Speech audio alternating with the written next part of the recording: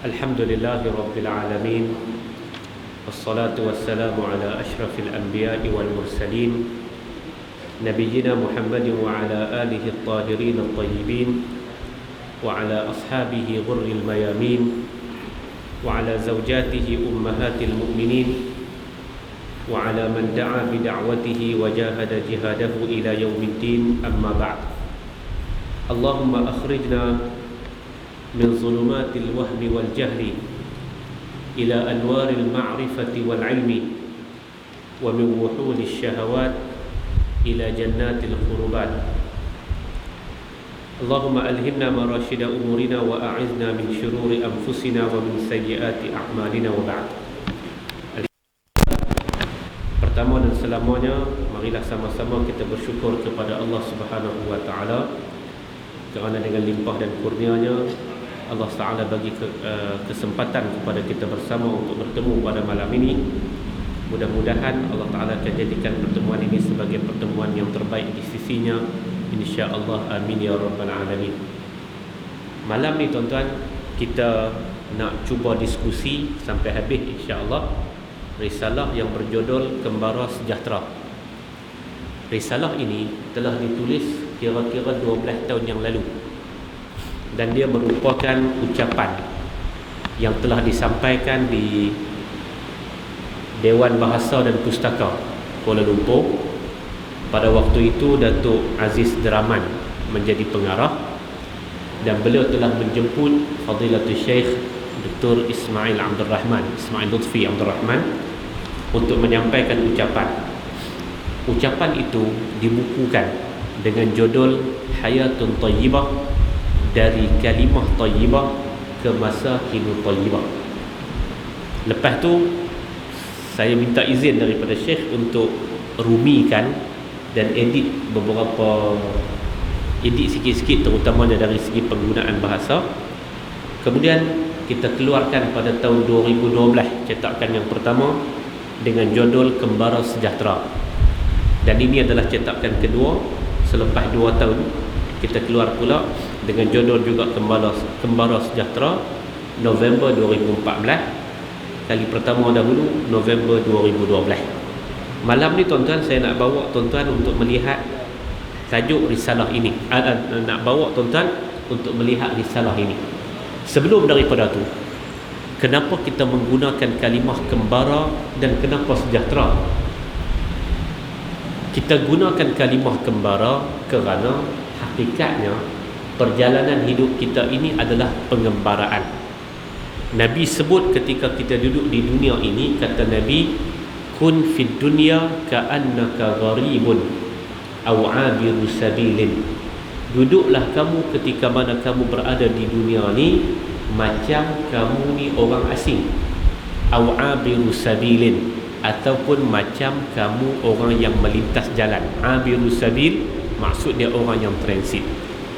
Dan kita tahu pengembaraan kita, kalau kita tengok himpun hadis dan ayat-ayat suci Al-Quranul Karim, sebagaimana yang disebut, perjalanan kita sedang berada di alam kembara, daripada satu alam ke satu alam, yang kalau kita boleh buat perumpamaan, itu adalah stesen-stesen dalam pengembaraan panjang ini.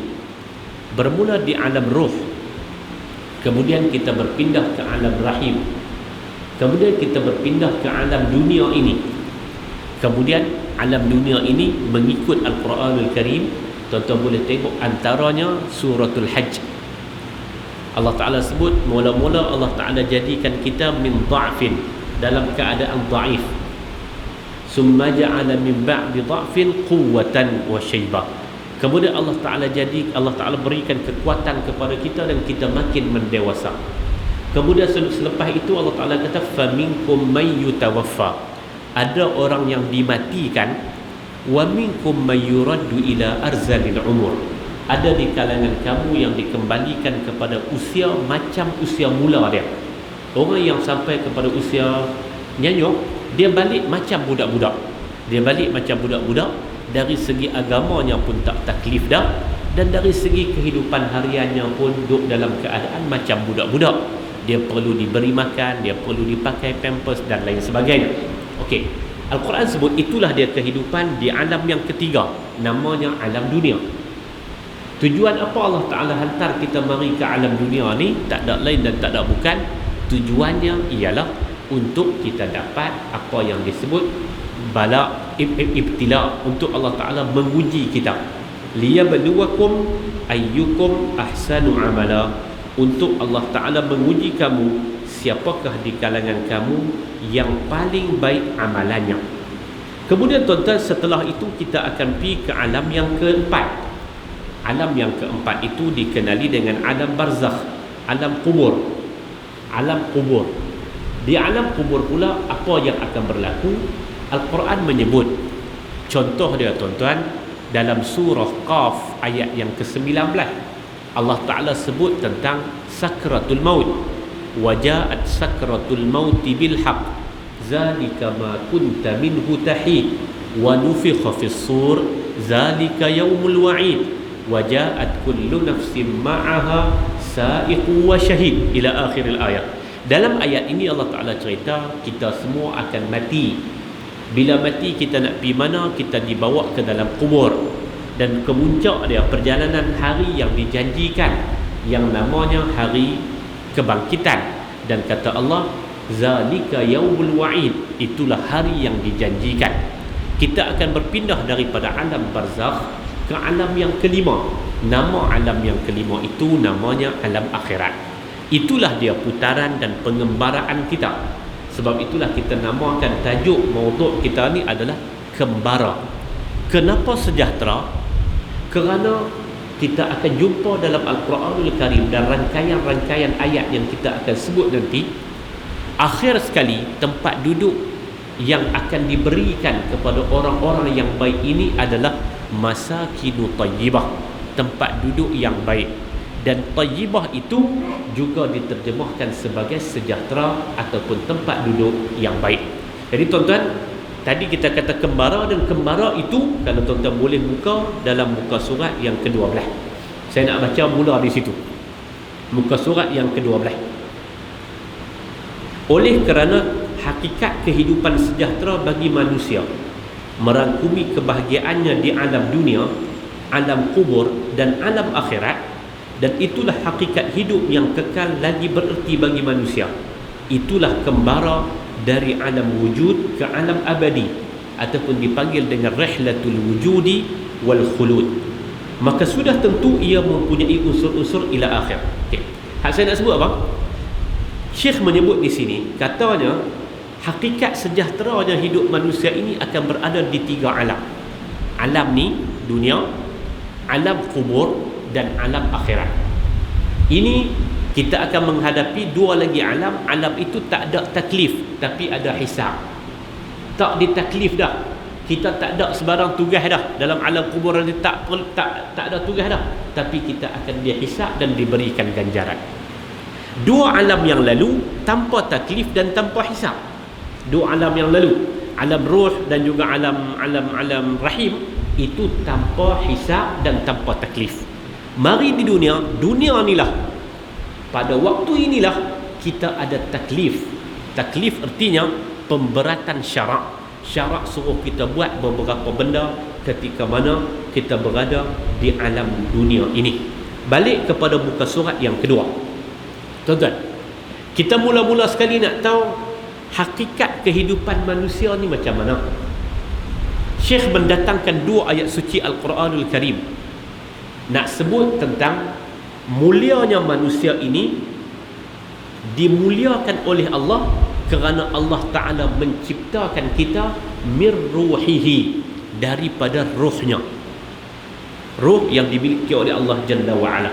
Tuan-tuan, ayat yang pertama Al-Isra 70, Allah Ta'ala berfirman, a'udzubillahi minasyaitanir rajim, walaqad karramna bani adama wa hamalnahum fil barri wal bahri wa razaqnahum minat tayyibat wa faddalnahum ala kathirin mimman khalaqna tafdila.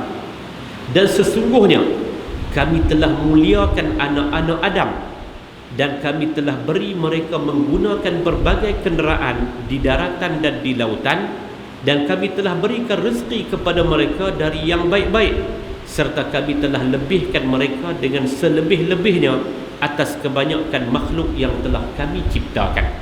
Allah Ta'ala muliakan kita. Karramna bani Adam.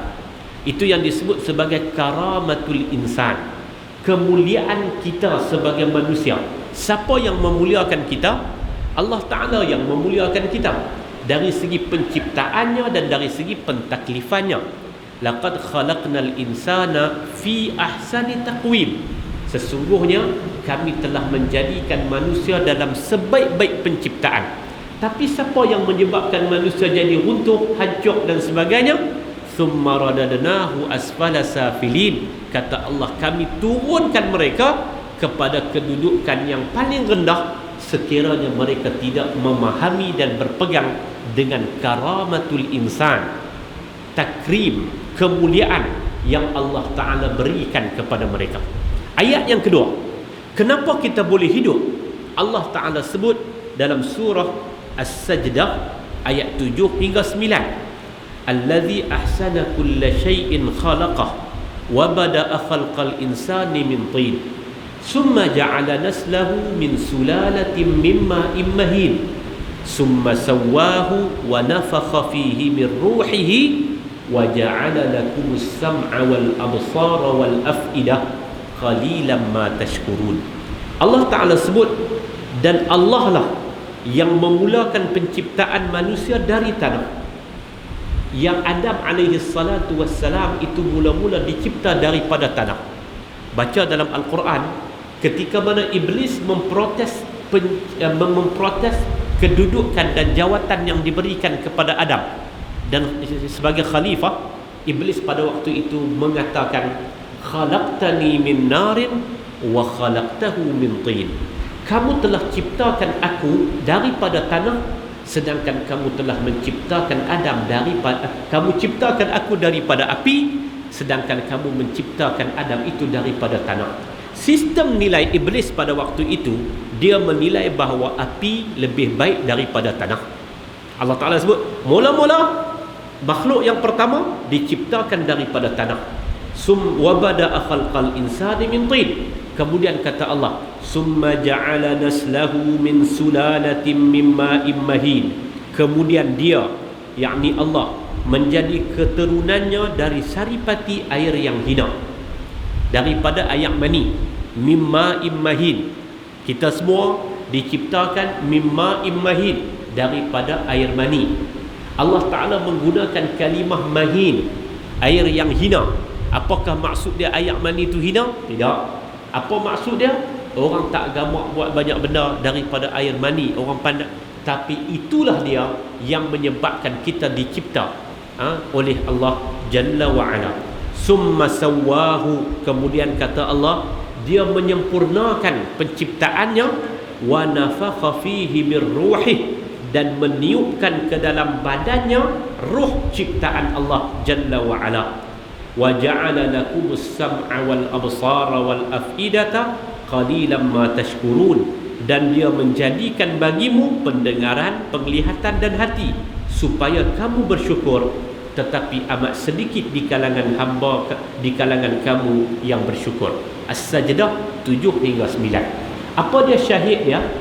Apa dia kita nak tengok di sini? Hak kita nak tengok di sini, Allah Ta'ala mula sebut, kata kita ni jadi hebat kerana Allah Ta'ala bezakan kita daripada makhluk lain dengan bagi 3 benda. As-sam'a, pendengaran, al-absara, penglihatan, al-af'idah, perasaan. 3 benda ini yang boleh menilai akan benda itu baik ataupun buruk. Yang tak diberikan kepada orang lain adalah al-af'idah. Orang lain maksud dia kepada makhluk lain tidak diberikan afidah, tidak diberikan sistem nilai, tidak diberikan kepada mereka pertimbangan, tetapi kepada insan diberikan pertimbangan. Dalam keadaan itu pun, perkara yang paling penting dan menjadi hakikat kehidupan kita adalah roh. Hakikat yang paling penting bagi kehidupan manusia ini, tanpa roh dia akan mati. Maka hakikat kehidupan manusia ini adalah dengan roh yang Allah Ta'ala berikan kepada kita. Apa dia roh? Tuan-tuan tengok di muka surat yang ketiga. Roh ni apa?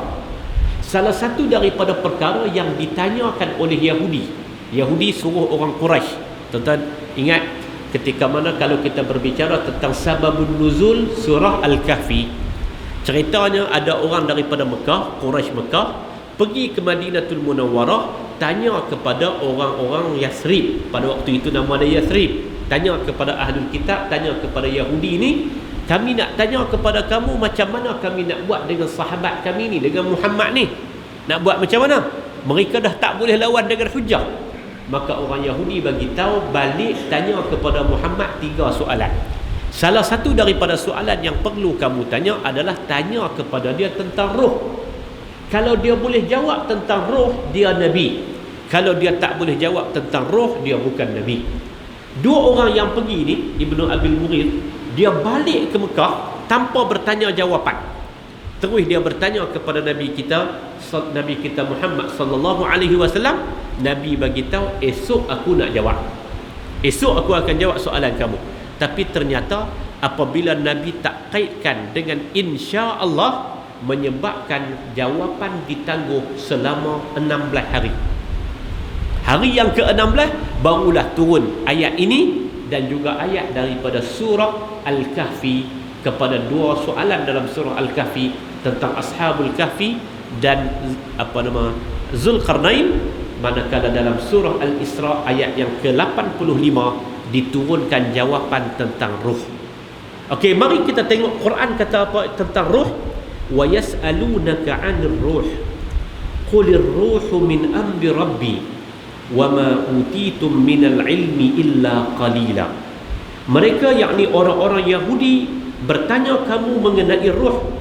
Sabdakanlah bahawa ruh itu adalah dari urusan Tuhanku dan tidaklah kamu sekalian diberikan ilmu kecuali sedikit sahaja.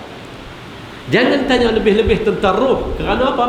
Qulir ruhu min amri rabbi. Kerana ruh itu adalah daripada urusan Tuhanku. Hakikat ruh apa? Min amri rabbi. Dia daripada urusan Allah Jalla wa'ala.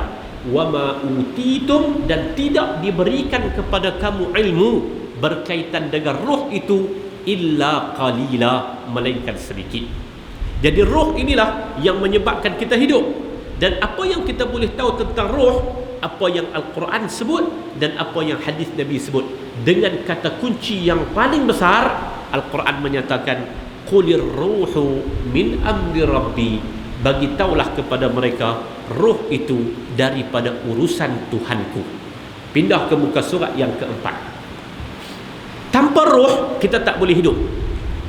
Tetapi ruh yang menyebabkan kita hidup itu pula juga tak boleh hidup tanpa ruh kepada ruh. Ruh kita ni juga tak boleh hidup sekiranya tidak ada ruh kepada ruh. Apa dia ruh kepada ruh? Mari kita tengok Al-Quran berkata apa? Kata Al-Quranul Karim, awaman kana maitan fa ahyaynahu wa ja'alna lahu nuran yamshi bihi fin nasi kaman mathaluhu fi dhulumati laysa bi kharijin minha kadzalika zuyyina lil kafirina ma kanu ya'malun. Apakah orang yang telah mati? Awaman kana maitan, apakah orang yang telah mati? Fa ahyaynahu, lalu kami menghidupkannya. Makna dia mati apa? Mati jantung hatinya, mati kalbunya, mati ruhnya dengan kekufuran. Apakah orang yang telah mati dengan kekufuran, kemudian kami hidupkan dia semula dengan iman. Apa yang menyebabkan dia hidup semula? Dengan iman. Dan kami jadikan baginya cahaya Al-Quran yang menerangi perjalanan hidupnya dalam masyarakat manusia. Adakah orang yang demikian keadaannya sama seperti orang yang meninggal tetap dalam gelap gulita, dalam kufur, di mana ia tidak dapat keluar sama sekali darinya? Demikianlah diperlihatkan kepada orang kafir itu akan keelokkan apa yang mereka telah lakukan daripada perbuatan kufur dan amalan maksiat. Al-An'am 122. Poin kita, Allah Ta'ala menggunakan dua istilah. Satu disebut mayyitan. Siapa yang mati ni? Yang mati ni adalah orang yang mati ruhnya, tak ada pedoman daripada Al-Quran.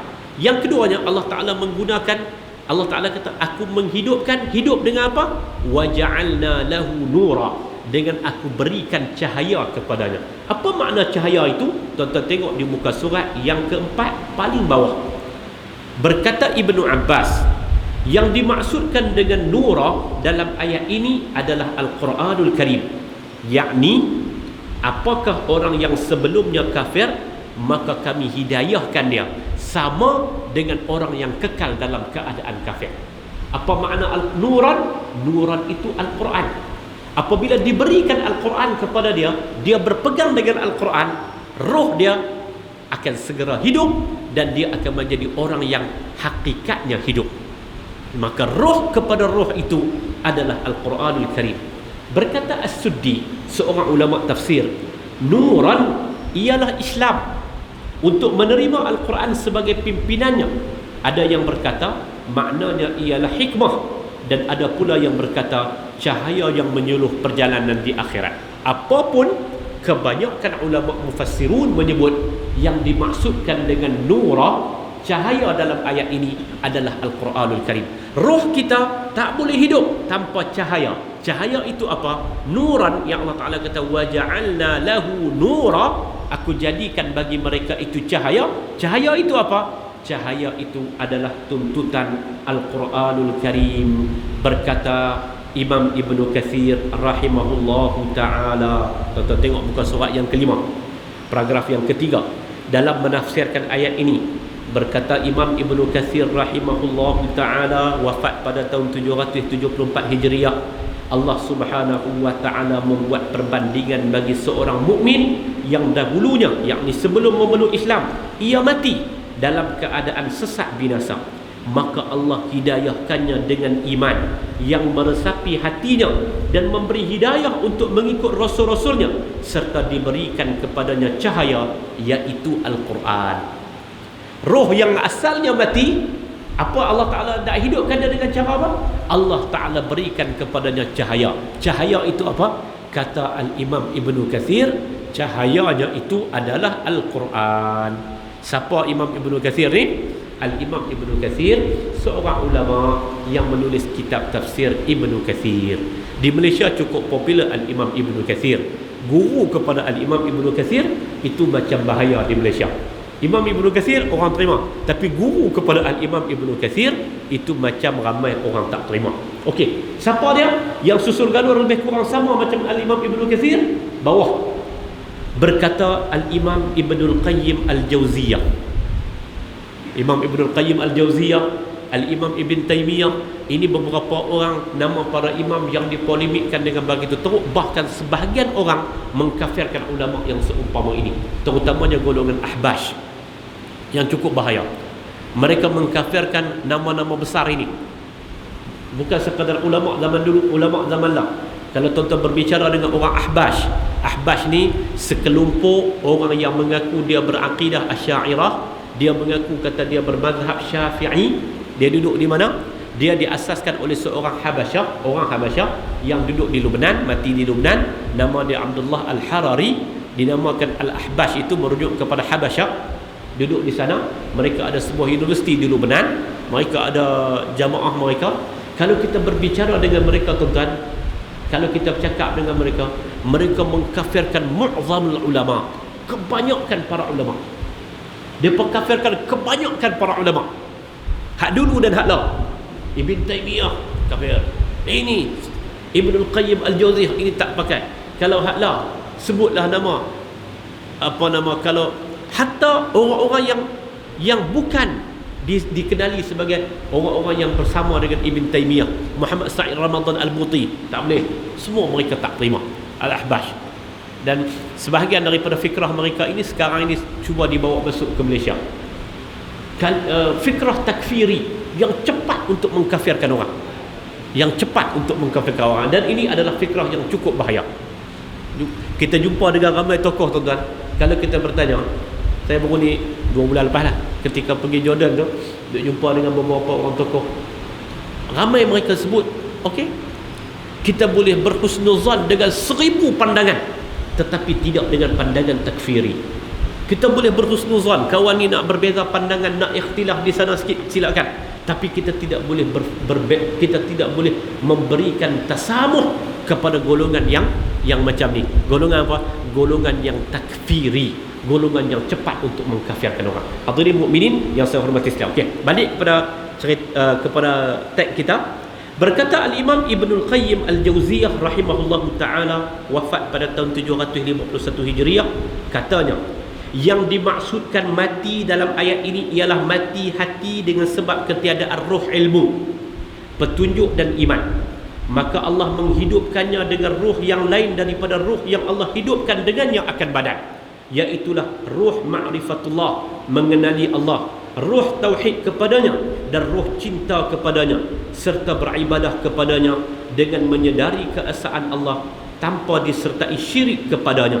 Kerana tiada kehidupan bagi roh yang terkandung di dalam badan seseorang itu kecuali dengannya, dengan roh yang kedua. Roh yang kedua itu apa? Roh ma'rifatullah. Itu apa? Itu adalah Al-Quranul Karim.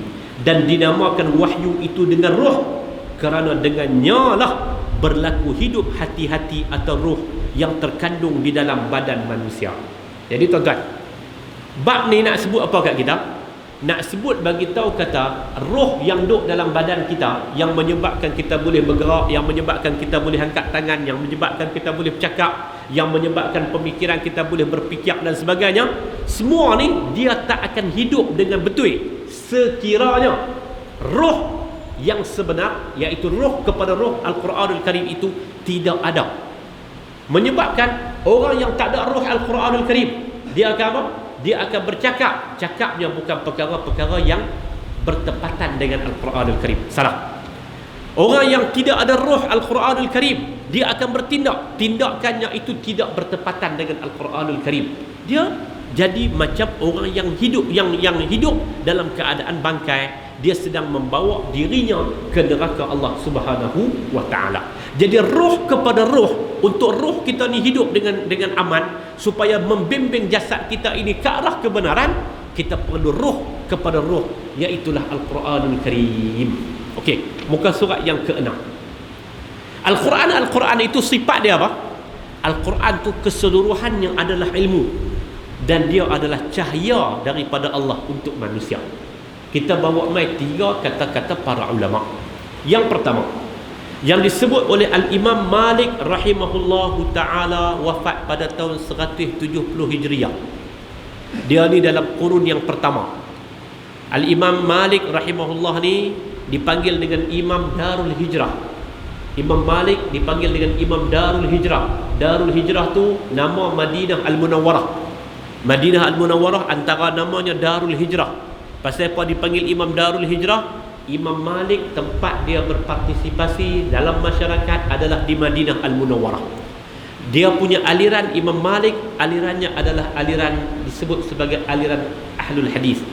Dia menulis sebuah kitab yang berjudul, dia menghimpun hadis Nabi, dan dia antara yang pertama menghimpun hadis Nabi dalam kitab yang dipanggil dengan Al-Muwatta bagi Imam Malik. Muwatta, mim, waw, ta, alif, hamzah. Muwatta. Bila tulis Rumi dia jadi M-U-T-A-W-W-A koma buah atas. Mereka baca kitab Muwatta. Muwatta salah. Ada orang baca, ada orang kata Imam Malik sebut dalam kitabnya Muwatta. Bukan, Muwatta. Dia adalah himpunan hadis-hadis Nabi sallallahu alaihi wasallam. Kata Imam Malik, ni duk tengah bicara Quran tu sifat dia apa? Kata Imam Malik, al-ilmu al-hikmatu wa nurun yahdillahu bihi man yasha. Ilmu merujuk kepada Al-Quran, dia adalah hikmah dan cahaya yang Allah Ta'ala tunjukkan dengannya akan mereka yang dikehendakinya.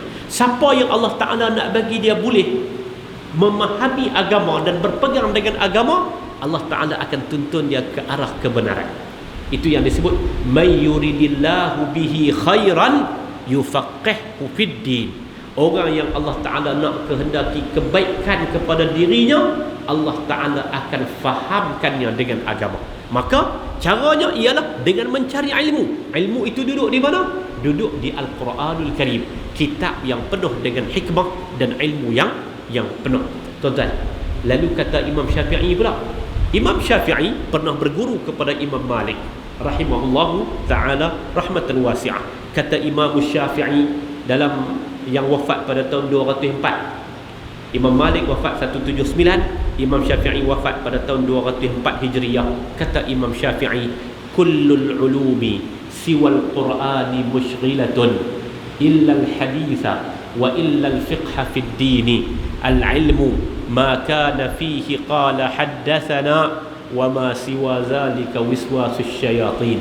Kata Imam Syafi'i, semua ilmu selain daripada ilmu Al-Quran itu menyibukkan. Kullul ulumi siwal qur'ani mushghilatun, semua ilmu selain daripada ilmu Al-Quranul Karim mushghilatun, itu semua menyibukkan. Bila kita nampak ilmu Quran ni apa? Hafal Quran. Kita bila nampak kata ilmu Quran ni hafal Quran lah gitu. Sedangkan ilmu dalam Al-Quranul Karim itu cukup banyak. Cukup banyak ilmu dalam Al-Quranul Karim. Tuan-tuan, bila cuti sekolah ya, sekadar kritikkan masyarakat, dia tak ada masalah apa tuan-tuan. Cuti sekolah ya, tuan-tuan akan tengok naik banner berata kampung. Camp tu, camp ni, camp tu, camp ni. Lah ni trend dia tuan-tuan, orang akan buat camp smart solat. Camp smart solat. Anak saya duk tanya, nak masuk camp mana abah? Tengok 175, 250, 370, 300, 152, RM5. Macam-macam jenis harga ada.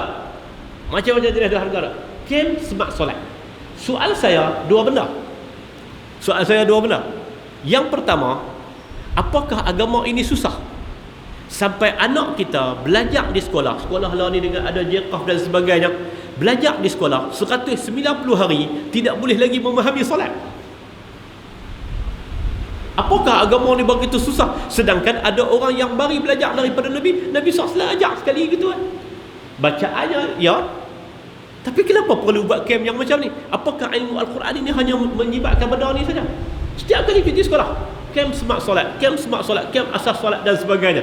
Apakah agama ni begitu susah? Sedangkan Nabi kata ad-dinu yusrun, agama itu mudah. Agama itu mudah untuk difahami. Walaqad yassarna al-Qur'ana lizikri fahal min muddakir. Satu. Yang keduanya tuan-tuan, ataupun sistem pendidikan kita, jeqaf dan cikgu-cikgu di sekolah itu telah gagal. Sampai setiap kali cuti sekolah kita perlu swastakan pula. Dan bagaimana solat dia ketika 190 hari dalam pembelajaran?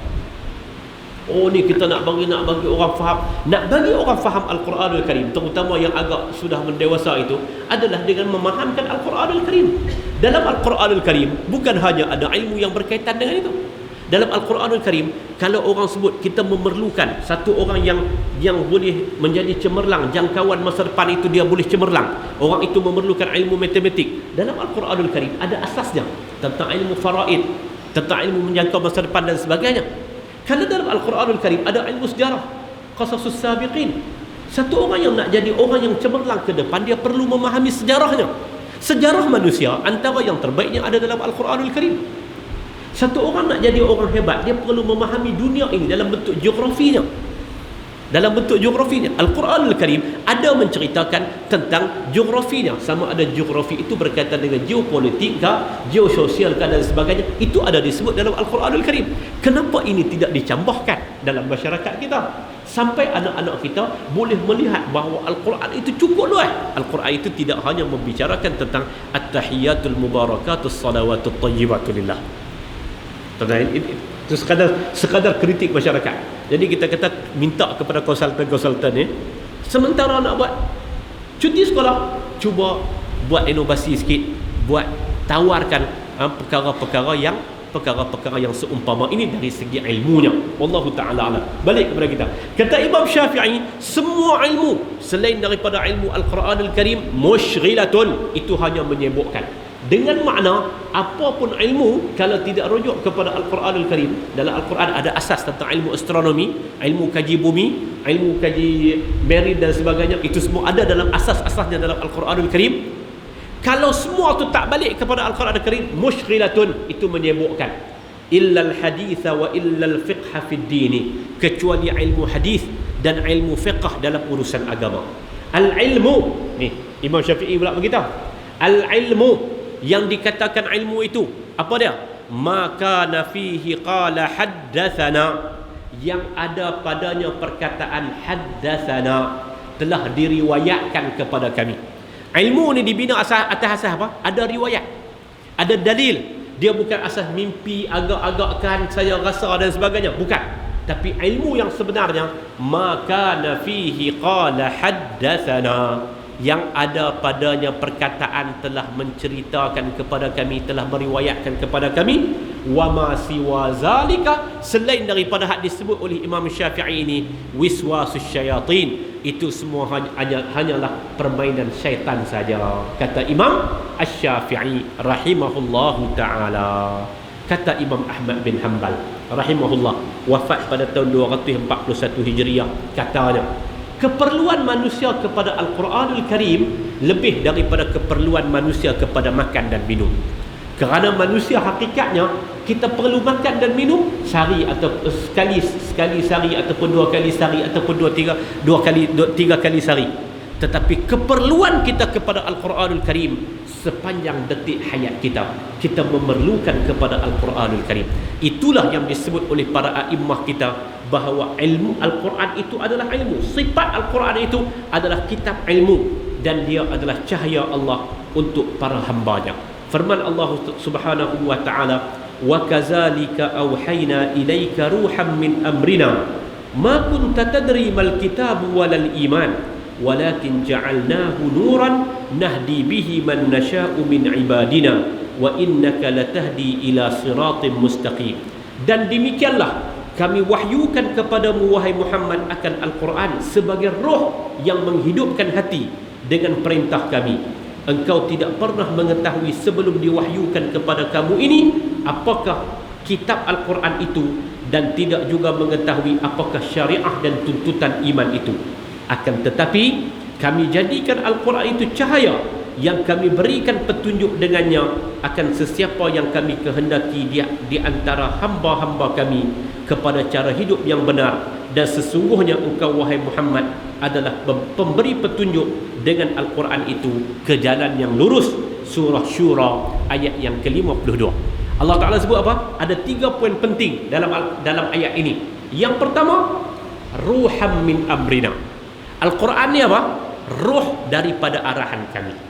Allah Ta'ala menyifatkan Al-Quran ini sebagai ruh, dengan makna ruh badan kita ini tak boleh hidup sekiranya tanpa pedoman Al-Quran Al-Karim. Sebab tu orang yang boleh buat macam-macam apabila ruh dia tak hidup. Orang boleh buat macam-macam. Macam-macam jenayah boleh dilakukan oleh insan apabila ruh dia, yang ruh Al-Quran Al-Karim itu tidak hidup. Ruh dia tak hidup kerana tidak ada ruh, iaitulah Al-Quran Al-Karim. Yang kedua, tuan-tuan, Allah Ta'ala kata, Allah Ta'ala kata, kamu tak tahu apa? Hakikatnya, nak faham Al-Quranul Karim dan nak faham tentang iman, itu kena tanya kepada Allah dan tanya kepada Rasul. Yakni kena rujuk kepada Allah dan Al-Quranul Karim. Agama ni tak boleh direka. Ma kunta tadri mal kitabu walal iman. Kamu hakikatnya tak tahu apa itu Alkitab dan apa itu iman. Kamu tak tahu. Tapi walakin ja'alnahu nuran. Akan tetapi apabila Allah Ta'ala bagi cahaya, bagi ilmu tu, maka pada ketika itu baru kamu tahu apa itu kitab dan apa itu iman. Dan yang ketiga, hakikat agama ini, nahdi bihi man nasha'u min ibadina wa innaka latahdi ila siratim mustaqim. Agama ini Allah Ta'ala boleh bagi hidayah kepada siapa yang dia nak bagi dengan latahdi ila siratim mustaqim, dengan perantaraan Al-Quranul Karim yang membawa kita kepada jalan yang benar. Jadi ayat ni nak bagi tahu apa, tuan-tuan? Nak bagi tahu 3 benda. Yang pertamanya, Al-Quran itu adalah roh kepada roh. Yang keduanya, nak bagi tahu kepada kita bahawasanya kita hakikatnya tak boleh raba-raba pakai duk reka nak faham apa itu Alkitab dan apa itu iman. Tak boleh. Kita kena rujuk kepada Al-Quran dan kepada sunnah Nabi sallallahu alaihi wasallam. Dan yang ketiganya, agama ini Allah Ta'ala boleh hidayah kepada siapa yang Allah Ta'ala nak bagi. Tapi wa innaka latahdi ila siratim mustaqim, dengan perantaraan Al-Quranul Karim. Hadirin mukminin yang saya hormati sekalian. Kemudian ada beberapa pandangan yang lain. Tuan-tuan ambil tengok di muka surat yang ke-8. Berkata Imam Ibnul Qayyim Ibnul Jauzi, bukan Ibnul Qayyim, berkata Imam Ibnul Jauzi dalam kitabnya Zadul Masir, wafat pada tahun 597 Hijriah. Al-Imam Ibnul Jauzi, seorang mufassir yang wafat pada tahun 597 Hijriah, beliau berkata, sesungguhnya dinamakan Al-Quran dan wahyu itu sebagai ruh kerana ia adalah asas kehidupan beragama, seperti mana ruh sebagai asas bagi hidupnya badan. Tanpa ruh kita tak akan hidup. Demikian tanpa Al-Quranul Karim kita tidak boleh beragama dengan cara yang sebenar. Tanpa ruh kita tak boleh hidup dalam keadaan yang benar. Tanpa ruh Al-Quranul Karim, agama kita tak akan jadi agama yang benar di sisi Allah Subhanahu wa ta'ala. Kita tinggal, kita pergi ke muka surat yang ke-9. Baru kita nak masuk tentang hayatun thayyibah. Ayat ini tuan-tuan menjadi asas kepada perbincangan kesejahteraan ini. Ayat ini yang menjadi asas. Allah Ta'ala berfirman suratul Nahli ayat 97. Man amila salihan min zakarin aw unsa wa huwa mu'minun falanuhyiyannahu hayatan thayyibah walanajziyannahum bi ahsani ma kanu ya'malun. Firman Allah Subhanahu wa taala yang membawa maksud, barang siapa yang beramal saleh dari kalangan lelaki ataupun perempuan sedangkan ia sebagai mukmin, maka sesungguhnya kami akan menghidupkan dia dengan kehidupan yang baik, kehidupan yang sejahtera, dan sesungguhnya kami akan membalas mereka akan pahala mereka dengan balasan yang lebih baik daripada apa yang mereka kerjakan. An-Nahli 97. Allah Ta'ala nak bagi tahu, siapa yang ada dua benda ini, maka Allah Ta'ala akan berikan kepada mereka itu hayatun thayyibah, kehidupan yang baik, kehidupan yang sejahtera. Istilah Al-Quranul Karim, hayatun thayyibah. Apa makna kehidupan yang sejahtera? Makna kehidupan yang sejahtera itu tuan-tuan buka di muka surat yang ke-10. Di kalangan para ulama mufassirun menyebut ada tiga kelompok. Yang pertama, mereka berkata hayatun thayyibah maksud dia kehidupan yang sejahtera di dunia ni, macam diberikan rezeki yang halal. Itu kehidupan yang sejahtera. Orang yang dapat rezeki yang halal, dia adalah orang yang hidup dalam keadaan yang sejahtera. Itu kata Ibnu Abbas dan Al-Jamaah. Yang kedua, perasaan memadai, qanaah, merasa cukup dengan apa yang diberi. Itu adalah kehidupan yang sejahtera, kerana dia tidak akan tamak kepada apa yang ada dalam tangan orang lain, kata Ali bin Abi Talib dan Ibnu Abbas. Yang ketiga, yang dikatakan hidup sejahtera ni hidup dalam keadaan as-sa'adah, hidup dalam kebahagiaan. Itu adalah kehidupan yang sejahtera. Yang keempat, rezeki yang halal sama dengan yang atas, cuma tambah, dan ibadah yang betul di dunia. Allah Ta'ala bagi kepada dia rezeki itu halal, apa yang dia makan itu daripada sumber yang halal, dan ibadah dia pula betul. Kerana ada orang yang Allah Ta'ala bagi rezeki tapi tak bagi ibadah. Ada yang diberikan rezeki dan dia beribadah tapi ibadah dia itu tak betul. Lalu yang dikatakan hayatun thayyibah, orang yang dapat rezeki yang halal dan ibadah dia ibadah yang betul, itu kata Ad-Dhahhak. Yang dalam kurungan yang kita sebut nama, itu adalah nama para mufassirun. Yang kelimanya, rezeki seharian, itu adalah hayatun thayyibah. Bangun pagi ada rezeki, itu adalah orang yang hidup dalam keadaan yang sejahtera. Yang keenam, amalan ketaatan dan perasaan seronok melakukan amalan. Dia seronok melakukan amalan. Dia bukan sekadar boleh beramal, tapi dia seronok, dia ada syauq untuk melakukan amalan tersebut. Dia berasa, yang Nabi sebut dalam banyak hadis, Nabi sebut tentang contoh orang-orang yang hebat, orang-orang yang baik ni. Kata Nabi, antara amalan orang-orang yang baik ni apa? Wantizarus salati ba'da salat. Tunggu waktu sembahyang selepas waktu sembahyang. Nabi sebut di antara golongan yang Allah Ta'ala akan letakkan di bawah arasnya pada hari kiamat kelak, siapa dia? Wa rajulun qalbuhu mu'allaqun bil masajid. Orang yang hatinya sentiasa terikat di masjid. Maksud dia apa? Orang yang berasa lazat untuk beribadah kepada Allah Subhanahu wa Ta'ala. Itulah hayatun thayyibah, kata para ulama. Yang kedua, yang disebut oleh Al-Hasan, seorang ulama mufassir, Mujahid dan Qatadah, katanya hayatun tayyibah, maksud kehidupan yang sejahtera itu di mana? Di syurga pada hari akhirat kelak. Kerana tiada kebaikan dan kesejahteraan hidup seseorang melainkan di syurga kelak. Apa maknanya bahagia di dunia kalau tak bahagia di akhirat? Maka kata Al-Hasan, Qatadah dan Mujahid, makna hayatun tayyibah, Allah Ta'ala akan berikan kepada mereka itu kehidupan yang sejahtera. Di mana? Di dunia, di akhirat, dengan diberikan syurga. Kemuncaknya kalau dia susah hidup di dunia pun, kalau dia dapat kebahagiaan di akhirat, maka itulah maksudnya hayatun tayyibah. Manakala Syuraik, dia menyebut yang dimaksudkan dengan hayatun tayyibah adalah kehidupan di alam kubur dalam keadaan yang berbahagia. Itu kata Syuraik. Tapi tuan-tuan, mari kita tengok simpulan yang cantik yang dibuat oleh Al-Imam Ibnu Katsir rahimahullah. Kata apa Imam Ibnu Katsir? Berkata Imam Ibnu Katsir, yang sebenarnya maksud hayatun tayyibah ialah mengandungi semua yang disebutkan itu. Ayat ini merupakan janji baik dari Allah bagi siapa sahaja di kalangan anak Adam, sama ada lelaki ataupun perempuan, yang beramal saleh, iaitu beramal menurut tuntutan Al-Quranul Karim dan sunnah Nabi SAW, sedangkan hatinya beriman kepada Allah dan Rasulnya, bahawa Allah tetap mengurniakan kepadanya kehidupan yang sejahtera dan bahagia di dunia dan balasan yang sebaik-baiknya di akhirat kelak. Jadi Imam Ibn Katsir dia menyimpul, dia kata hidup, bila Allah Ta'ala kata aku nak bagi hidup bahagia, sejahtera, sejahtera di dunia, sejahtera di kubur, sejahtera sampai ke akhirat kelak, apabila dia ada dua syarat. Syarat itu yang disebut dalam muka surat yang ke-9 itu, iman dan amal saleh. Dia beramal dengan amal yang saleh dalam keadaan dia beriman kepada Allah Jalla wa'ala. Satu orang yang ada iman, satu orang yang ada iman tapi tidak ada amal saleh, dia tak dapat kebahagiaan hidup, dia tak dapat kesejahteraan hidup. Satu orang yang ada amal saleh tanpa iman, haba'an manzura. Quran kata, wa qadimna ila ma amilu min amalin faja'alnahu haba'an mansura. Berapa ramai orang yang buat amalan, dia kemukakan amalan dia kepada Allah, lalu dia jadi debu yang berterbangan. Pasal apa debu yang berterbangan? Amal, tapi tidak ada iman kepada Allah Subhanahu wa taala. Tuan-tuan, buka di muka surat yang ke-19, paragraf yang ketiga. Muka surat yang ke-19, paragraf yang ketiga.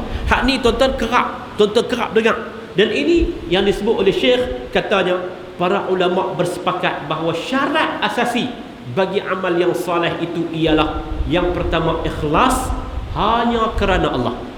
Wa ma umiru illa liya'budullaha mukhlishina lahuddin. Dalam risalahnya, risalah Syekh, satu lagi risalahnya yang berjudul Al-Islam Dinus Salam, Islam agama penjana kedamaian. Dalam sebuah risalah dia yang lain, beliau mendatangkan perbincangan yang agak panjang tentang makna ikhlas. Makna ikhlas yang sampai dia menjadi matlamat Allah Ta'ala menyuruh kita beramal. Wa ma umiru, dan mereka itu tidak disuruh untuk beramal ini illa liya'budullah, untuk menyembah Allah Subhanahu wa taala, melainkan dalam keadaan mukhlishina lahuddin, dalam keadaan kita ikhlas semata-mata kerana Allah Jalla wa ala. Dan ikhlas adalah perasaan qalb, adalah amalan qalbu. Kita tidak boleh menentukan orang itu ikhlas ataupun orang ini ikhlas, tak. Yang menentukan itu, yang menerima keikhlasan itu adalah Allah Jalla wa ala, dan yang menentukan ikhlas ataupun tidak adalah kuasa Allah Subhanahu wa taala. Syarat amal yang saleh yang pertama adalah ikhlas. Ikhlas, betul-betul ikhlas dah, tapi syarat yang kedua tak lengkap, tak jadi juga. Syarat yang kedua apa? Yang disebut kata ittiba', ikut Nabi sallallahu alaihi wasallam. Ikut Nabi sallallahu alaihi wasallam. Yang kita raja dengar, tuan-tuan, bagaimana ketika mana balik daripada satu tanah perkuburan, Nabi sallallahu alaihi wasallam ambil kayu, Nabi garis. Nabi kata, wa anna haza sirati mustaqiman fattabi'u. Inilah jalanku yang lurus, ikutlah jalanku ini.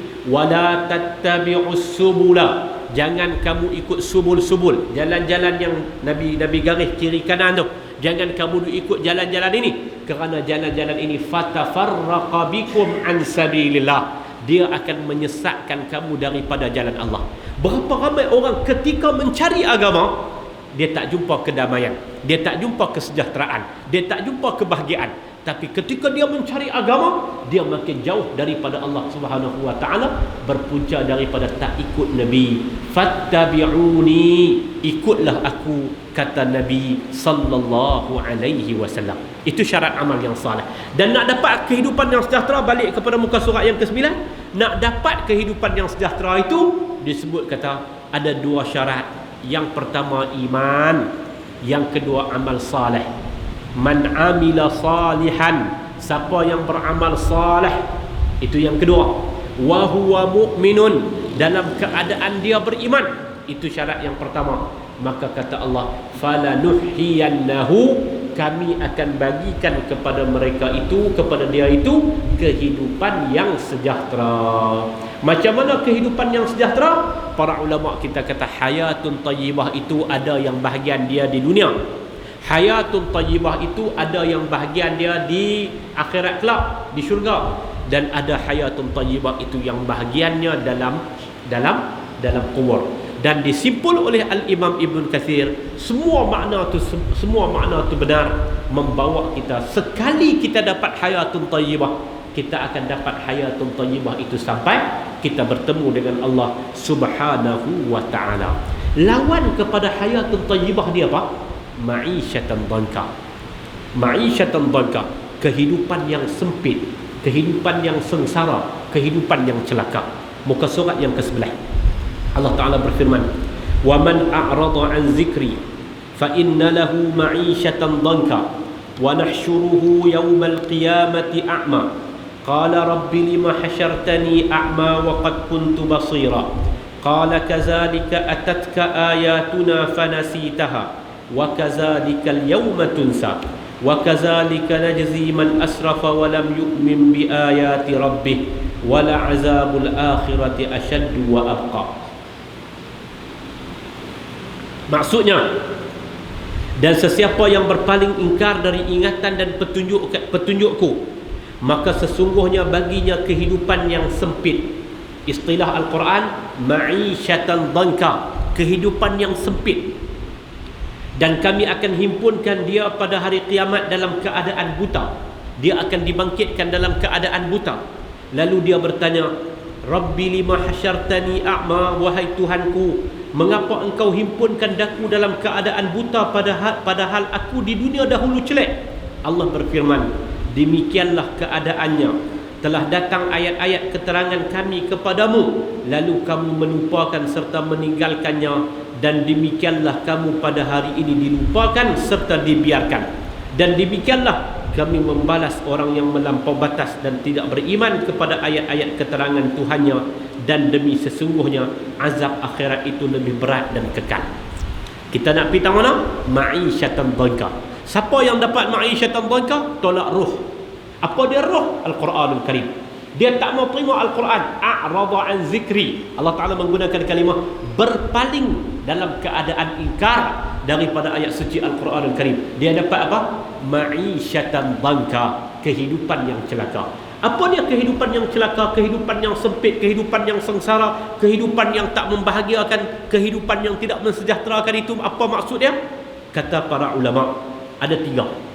1, hidup celaka dan tegang jiwanya kerana hartanya haram dan jiwanya tidak bertakwa dan tidak bersyukur kepada Allah di dunia ini. Kata Imam Ibn Abbas dan juga Al-Dhahhak, di dunia ni dia hidup dalam keadaan jiwa tenang, tak ada kebahagiaan, hidup serabut, hidup ketakutan dan sebagainya. Pasal apa? A'rada an zikri, dia berpaling daripada ayat-ayat Allah Subhanahu wa taala. 2, azab kubur. Berdasarkan hadis Al-Bazzar yang diriwayatkan oleh Abu Hurairah, dan riwayatnya adalah, sanadnya adalah jayyid, yang Nabi sallallahu alaihi wasallam sebut ma'isyatan dhanka itu adalah kesempitan ketika mana di alam kubur. Sempit dia ketika mana di alam kubur. Dan yang ketiganya, azab dalam neraka di akhirat kelak. Itu kata Ibnu Abbas, Al-Hasan dan Qatadah. Dan Syekh menyebut, mudah-mudahan ketiga-tiga tafsiran ini benar berlaku, kerana berlainan tempat tidak membawa kepada berlainan makna, dan adanya hubung kait antara sebab dan penyebab di antara ketiga-tiga makna itu amat jelas. Dengan makna sama dengan hayatun tayyibah, sekali hidup celaka, di kubur juga celaka, di akhirat juga celaka, illa ma rahima rabbi, melainkan orang yang dirahmati oleh Allah Subhanahu wa taala. Abdullah bin Umar meriwayatkan bahawa Nabi sallallahu alaihi wasallam telah bersabda, qad aflaha man aslama wa fi riwayatin amana wa ruziqa kafafan wa aqna'ahu Allah bima atahu. Allah Ta'ala, Nabi SAW sebut dalam hadis yang diriwayatkan oleh Imam Ahmad dan Imam Muslim, telah berjayalah orang yang dia jadi Islam, ataupun dalam riwayat yang lain dia jadi orang yang beriman, kemudian dia diberikan rezeki secara membadai, serta dia Allah Ta'ala anugerahkan kepada dia sifat qana'ah. Itulah orang yang berbahagia. Qad aflaha man aslama wa fi riwayatin amana wa ruziqa kafafan wa aqna'ahu Allah bima atahu. Orang yang macam ni adalah orang yang berjaya ketika mana hidup di dunia ini. Demikianlah dua kehidupan. Satu, kehidupan yang berbahagia, kehidupan yang sejahtera. Satu, kehidupan yang sempit, kehidupan yang celaka. Hadirin mukminin yang saya hormati sekalian, ketika kita berada di dunia ini, kita sebut tadi, dua alam sebelum ni, tanpa pengalaman, tanpa taklif, tanpa hisab. Dua alam sebelum ni, mai ke alam dunia, dan dua alam yang selepas ini tanpa taklif, tapi akan dihisab oleh Allah Subhanahu wa taala hasil daripada amalan dan taklifan kita ketika mana di dunia. Lalu ketika mana kita di dunia inilah usaha yang perlu kita lakukan untuk kita hidup dalam kehidupan yang sejahtera. Macam mana kita nak hidup dengan kehidupan yang sejahtera, tuan-tuan? Daripada muka surat yang ke-13 sampai muka surat yang ke-25. Itu cerita 10 rangkaian dan unsur-unsur untuk mendapat hayatun tayyibah yang paling hujung di akhirat kelak, iaitulah masakinut tayyibah, syurga Allah Subhanahu wa taala. Kesimpulannya, tuan-tuan buka di muka surat yang ke-27. Di muka surat yang ke-27 dalam bentuk rajah berbulat itu dah dia rangkaian-rangkaian yang perlu kita ada untuk mendapat apa yang dinamakan kesejahteraan dalam hidup ataupun kehidupan yang sejahtera. Saya baca secara ringkas dalam masa 5 minit insya-Allah, tuan-tuan. Yang pertama, tunjangnya adalah kalimah tayyibah. Tunjang kepada kehidupan kita ni mestilah kalimah tayyibah. Apa dia kalimah tayyibah? Tuan-tuan balik tengok di muka surat yang ke-13, apa yang diulas oleh para ulama antara dia Mujahid dan juga Imam Ibn Jurayj berkaitan dengan makna kalimah tayyibah. Kalimah tayyibah itu adalah la ilaha illallah. Dia hidup di muka bumi ini, pedoman dia la ilaha illallah. Tuhan adalah Allah. Sebagai penetap kepada segala peraturan hidup di dunia ini siapa? Allah. Muhammadur Rasulullah, penetap cara siapa yang dia nak jadikan sebagai pedoman, panutan dia dalam hidup ni siapa? Muhammadur Rasulullah. Muhammad itu adalah Rasulullah. La ilaha illallah, tidak ada yang disembah bihaqqin, dengan sebenar-benar, illallah, melainkan Allah. Dia tak syirikkan Allah. Itu makna kalimah tayyibah. Kalimah tayyibah, syurut la ilaha illallah. La ilaha illallah dia ada syarat dia yang kita duk belajar dah. Bermula yang pertamanya itu dengan al-ilm, kita kena faham, kita kena mengetahui. Kemudian yang keduanya an-naf, kemudian al-isbat dan sebagainya. Itu adalah syurut la ilaha illallah. Tunjang kepada kehidupan yang sejahtera ini adalah la ilaha illallah. Tanpa la ilaha illallah Muhammadur Rasulullah yang disebut sebagai kalimatun tayyibah, kehidupan dia tidak akan berpenghujung dengan kesejahteraan. Dua, dipandukan oleh cahaya Al-Quran dan Sunnah Nabawi. Di muka surat yang ke-15, Nurul Quran wa Hadiyil Mustafa, cahaya Al-Quran dan petunjuk Nabi SAW. Tanpa Al-Quranul Karim yang kita dah sebut dah tadi ni, roh agama kita tidak punya roh, lalu dia tidak boleh dinisbahkan sebagai agama Islam. Yang ketiga, melalui proses makanan yang halalan tayyibah. Allah Subhanahu wa taala suruh kita makan yang halalan tayyibah. Muka surat yang ke-15, perkara yang ketiga, bawah sekali, macam mana makan yang halal, macam mana makan yang haram itu menyebab segala amalan kita ditolak oleh Allah Jalla wa'ala. Dan demikian juga kita perlu berusaha memberi sedekah, itu sedekah yang baik. Sampai disebut, tuan-tuan tengok di muka surat yang ke-18, ma tasaddaqa ahadun bi sadaqatin min tayyibin wala yaqbalullahu illa tayyib. Allah Ta'ala tidak menerima sedekah seseorang itu melainkan sedekah yang baik. Illa tayyib, melainkan sedekah itu sedekah yang baik. Seterusnya tuan-tuan, hasilnya adalah hasil yang baik dengan melazimi amal yang saleh dan akhlak yang terpuji. Perkara yang keempat dan perkara yang kelima, tuan-tuan tengok di muka surat yang ke-18 dan muka surat yang ke-19. Perkara yang keempat dan kelima, amal yang saleh dan akhlak yang terpuji. Al-kalimatu tayyibatu sadaqatun ila akhir. Kemudian tuan-tuan, golongan itu disebut sebagai golongan at-tayyibina wat-tayyibat, pasangan hidup yang baik. Muka surat yang ke-20.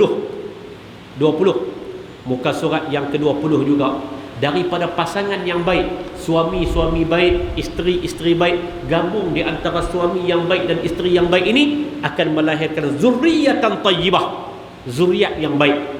Dan akhirnya dalam kehidupan kita di dunia ini akan menatijahkan baldatun tayyibah, negara yang sejahtera. Hasil daripada adanya orang-orang yang baik bergabung dengan orang yang baik, zuriat keturunan mereka itu zuriat yang baik, akhirnya akan menatijahkan baldatun tayyibah, negara yang sejahtera di sisi Allah Subhanahu wa ta'ala. Dan yang kesembilannya tuan-tuan, jiwa-jiwa itu dikenali dengan jiwa yang baik. Jiwa itu dikenali dengan jiwa yang baik. Saya nak tutup dengan hadis ini di muka surat yang ke-24. Muka surat yang ke-24.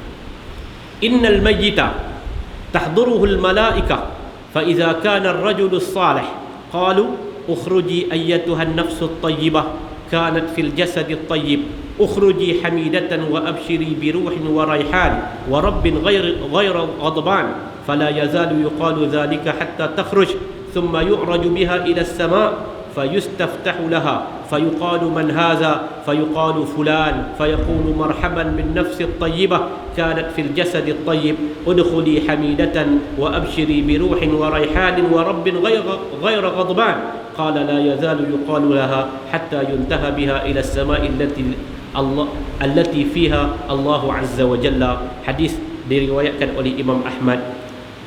Hadirin mukminin, hadis ini membawa makna macam ni. Seseorang tu apabila dia nak mati, ketika dia menghadapi saat muhtadirah, ketika itu malaikat akan main. Kalau dia orang yang saleh, maka akan disebut kepada dia, keluarlah wahai jiwa yang baik. Kenapa jiwa yang baik? Kerana dia ada kalimah tayyibah, kerana dia memang tayyib, kerana dia makan makanan yang halal dan tayyibah, kerana dia beramal dan hasilnya adalah tayyib sebagaimana disebut tadi ni, kerana dia melahirkan zuriat yang tayyibah, kerana dia berada dalam masyarakat yang disebut sebagai baldah tayyibah, maka jiwa dia itu adalah jiwa yang baik. Allah Ta'ala, Nabi SAW sebut, ketika itu para malaikat akan berkata, keluarlah wahai jiwa yang baik, yang satu ketika dahulu berada dalam badan yang baik, keluarlah kamu dalam keadaan terpuji, dalam keadaan wangi, dalam keadaan kamu tidak dimurkai oleh Tuhan. Keluarlah. Dan terus dikatakan perkataan tersebut sampailah roh tersebut, roh yang baik itu dikeluarkan daripada badan. Lalu dia akan naik daripada satu langit ke satu langit. Di setiap pintu itu dia akan minta izin untuk masuk. Ditanya siapakah, maka dijawab fulan, disebut nama dia, maka dia kata wahai jiwa yang baik, masuklah kamu dalam keadaan hamidatan, Tuhan tidak akan memurkai kepada kamu, sampailah ke langit yang tertinggi, yang disebut di sanalah Allah Subhanahu wa taala ada padanya. Wallahu taala a'lam bis-shawab. Itulah dia tuan-tuan perjalanan.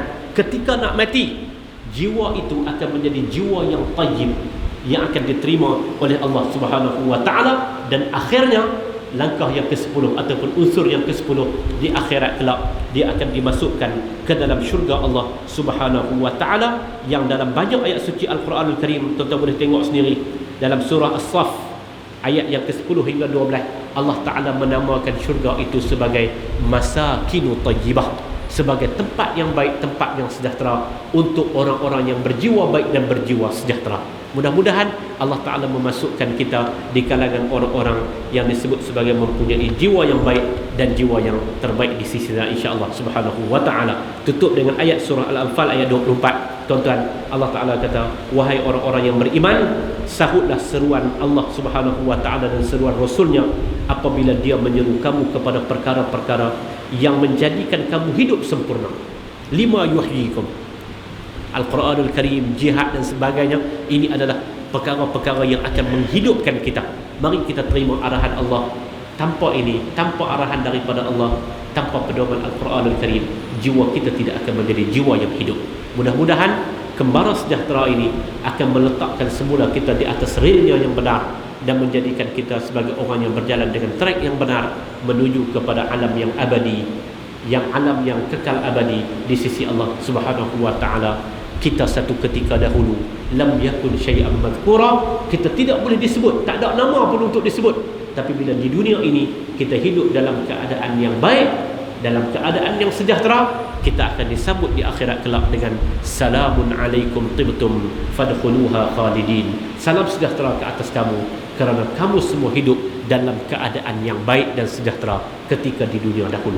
Mudah-mudahan Allah Ta'ala berikan kekuatan kepada kita untuk terus berpegang dengan agama ini, dan mudah-mudahan Allah Ta'ala merahmati kita bersama, memasukkan kita bersama di kalangan orang yang mendengar kata, mengikut yang terbaik daripada perkataan. Sebaik-baik perkataan itu adalah Al-Quranul Karim dan Sunnatun Nabiyul Mustafa. Fa inna khairal kalami kalamullah. Sebaik-baik kalam itu adalah kalam Allah Subhanahu wa ta'ala. Sallallahu ala nabiyyina Muhammad wa ala alihi wa sahbihi wa baraka wa sallam, walhamdulillahi rabbil alamin.